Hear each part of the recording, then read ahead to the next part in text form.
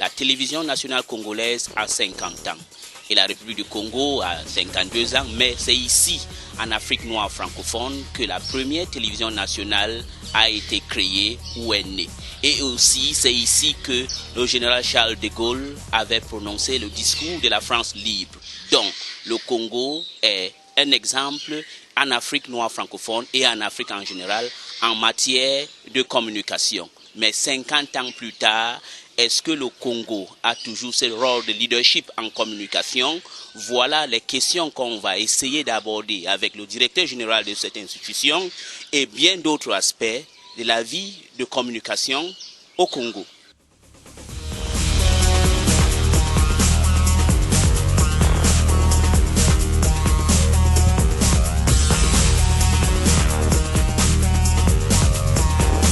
Voilà, nous sommes encore ici dans l'émission La Grande Interview. Nous sommes de retour et comme j'ai annoncé, nous devions recevoir le directeur général de la télévision nationale congolaise, Jean Obambi. Monsieur Jean Obambi, c'est un honneur pour moi particulièrement de vous recevoir aujourd'hui dans cette émission. Je ne peux que dire merci à Elie. C'est des occasions subliminales. C'est des moments importants parce que être en face d'un journaliste, c'est déjà dire ce qui sort de son fort intérieur, c'est faire vibrer son intelligence, c'est d'être capable d'analyser les faits.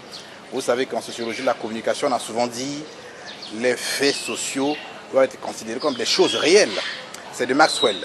Alors il est bien évident que lorsqu'on est en interview, on décrit les événements. Or, un événement en matière de communication mérite un commentaire, une analyse et même une synthèse. Et pourquoi pas une projection. L'émission Grande Interview d'Elie que nous suivons tous a fait des émules. Dernièrement, celle que j'ai suivie, c'est l'interview qui avait été accordée par le ministre des Affaires étrangères de la RDC. Oh, quel grand symbole aussi en matière de communication. J'ai eu la pensée nette sur un ancien que nous avons connu dans ce pays, M. Ibouvi, qui a tenu avec maestria ce ministère et qui, d'une éloquence ouverte, très universalisée aussi, a permis que nous comprenions bien sûr l'importance de la communication. Communiquer, c'est quoi?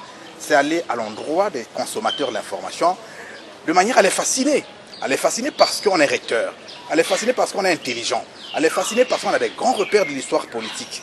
Et donc, je ne peux qu'être très content.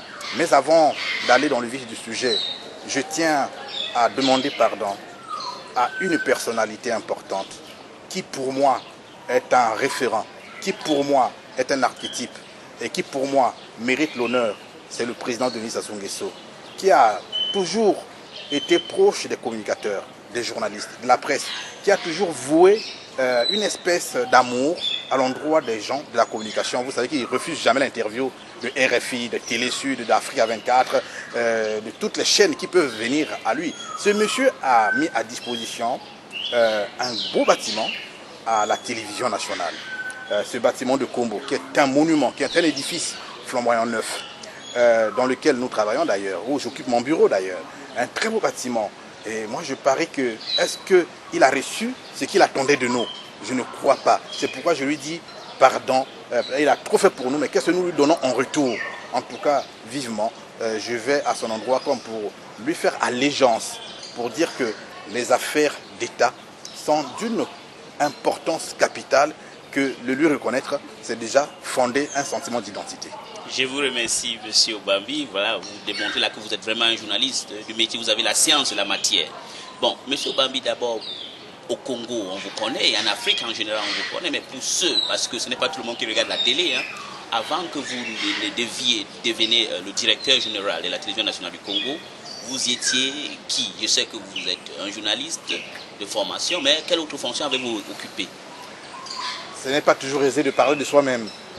Mais si je ne le fais pas, qui le ferait en ma lieu et place? Mais je ne commencerai même pas par mon avant-dernière responsabilité.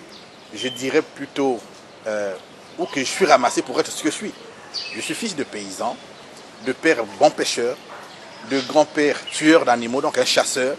Mon grand-père était chef de terre, la terre hautienne d'ailleurs.